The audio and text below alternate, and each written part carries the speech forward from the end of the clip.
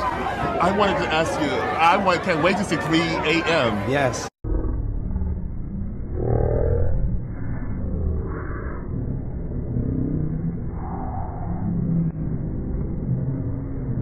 I wanted to ask you, can't wait to see 3 a.m. Yes. Brother Love, say it ain't so. Oh boy, he has got himself in a big jam. How is he gonna withstand this? Plus, he has the Keefy D and Tupac situation going on. Diddy's going through it, but luckily he settled quick. But that still won't stop the damage. Were the writings on the wall the whole time? Cause Diddy has a violent history with both men and women and won't hesitate to use his power. Who has Brother Love abused? Kid Cudi. Just recently, details came out that Diddy once made threats and applied pressure to Cudi. In the 35-page lawsuit filed by Cassie, she states that during her and Diddy's brief breakup, she had gotten a relationship with Kid Cudi in 2012. The relationship didn't last long because of the constant threats from Diddy, and he was also worried about his safety. In the lawsuit, Cassie explains that when Diddy found out about the relationship, he became enraged, and that's where the threats started. This continued for a while before Diddy decided to take it to the next level. Cassie details that he was now making threats to blow up Kid Cudi's car and wanted to make sure that Cudi was home when it happened. And around that time, Cudi's car exploded in his driveway. Damn, Brother Love, you was on some Puff Daddy shit back then, huh? And Kid Cudi confirmed this as well through a spokesperson, as this was all in the 35-page lawsuit. This clearly shows the extremes of a jealous rich man who's willing to do anything. You heard? Anything. Wale. Aw man, Diddy was just picking on everyone. But this situation once again shows a very jealous rich man, cause Wale and Cassie were only doing work, no funny business. As explained by Ant Glizzy, who was in the studio with Shy Glizzy, Wale and Cassie, he says that before they got in the studio, Wale was warning them to be careful around Cassie, cause Diddy is very overprotective. Ant heard what he said, but didn't take it too serious. About an hour into Wale and Cassie's recording session, Ant says that Diddy showed up with some bodyguards and marched right into the booth where Cassie and Wale were at and closed the booth curtain behind him.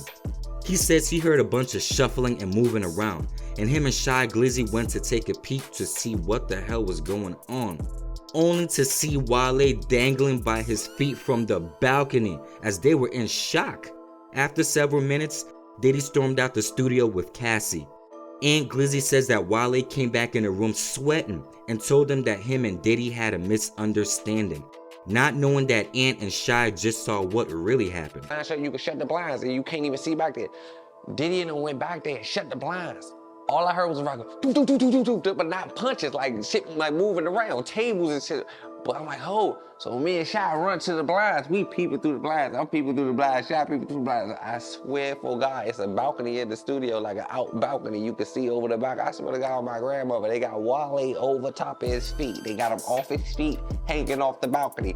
Like, he hanging off the balcony. They dangling by his feet. I can't really hear what they saying. I'm like, Shy, man, be quiet. Shy. Little junk tilted, little junk jacked up. He sweaty and y'all. I'm talking about sweaty and nah, man. It just be a misunderstanding. I don't know why they take me for the bad person. I didn't mean like that. I'm just trying to make some great music. And I know I'm just trying to further myself in my career. He's in a bigger place. He just gotta understand, nah, it ain't like that. Like. J. Cole, one of the most unproblematic rappers, had to go blow to blow with Diddy. A few reports say that Diddy slapped J. Cole, but majority of the reports says that both of them got in an actual scuffle, not slap. This happened back in 2013 at a VMA after party. Apparently, this has started because of Kendrick Lamar's Control verse, where he called himself the King of New York. Puffy must have really been drunk and in his feelings to want to confront this now. J. Cole had to intervene and started going back and forth with Diddy. It was there things escalated and both of them got into a brief scuffle and had to be broken up, where J. Cole was then thrown out the party. J. Cole would confirm this happened in his song Let Go My Hand, where he raps, "My last scrap was with Puff Daddy, who would've thought it? I bought that nigga album in 7th grade and played it so much. You would've thought my favorite rapper was Puff." After the initial incident, about 2 weeks later, they were both seen on video and joked about the fight. J. Cole jokingly says, "This is the repeat." Even years later after the incident, both were taking a photo and J. Cole gets into the fight position and they both square up jokingly. Hey, at least they can laugh about it now. Drake. Things went from 0 to 100 real quick, all pun intended. But this whole incident stems from the 0 to 100 beat. There's two sides of the story. One is that Diddy heard the beat and passed on it. Two is that Diddy sent Drake the beat to ghostwrite for him. Not sure which is true, but the truth lies somewhere in the middle. According to Diddy, he has sent Drake the beat for him to write for him, but months went by and nothing was sent back. Later on, Diddy would hear Drake on a 0 to 100 beat with the full song completed. Both of them would run into each other at Live nightclub, and it's said that Diddy approached Drake to confront him about the song, but Drake just blew it off and didn't take it serious. This angered Diddy and he put them paws on Drake, which resulted in him going to the hospital. Months later, Jay Prince would send out a courtesy message to Diddy and others. He mentions that Diddy put hands on Drake, which now opens the doors for his people to get touched. Eventually, they would talk and things cooled off, as now all the issues have been resolved. You ain't never want to get them courtesy messages. Nope. So that was a total rumor. Yeah, what happened to the beat, the 0 to 100? They said that was your record at first. Was there any truth to that? Even there was a clip of you at the club. Yeah. There was a 0 to 100 was initially a record that was my record, and then there became just a misunderstanding because we was working with the same producers. Did you and Jay Prince talk? Because he got on the record and. Yeah, I mean Jay Prince, he actually been a long-term friend of mine, so.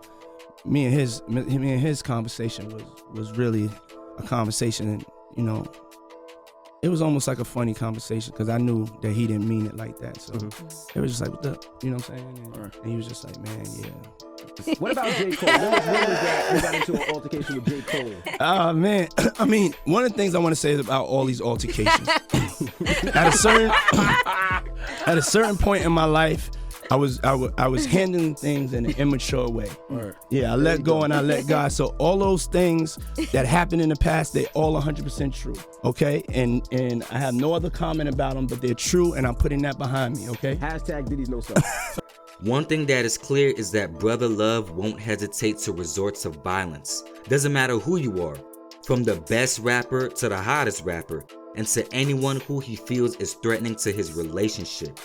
This is only the beginning, as he is still going through public embarrassment with the Cassie lawsuit, cause more details about him keeps on coming out. This is getting very, very interesting. Anyways, thanks for watching. Hit the like button to support. It's your boy Top from Top This Hip Hop, and I'm out. See you soon.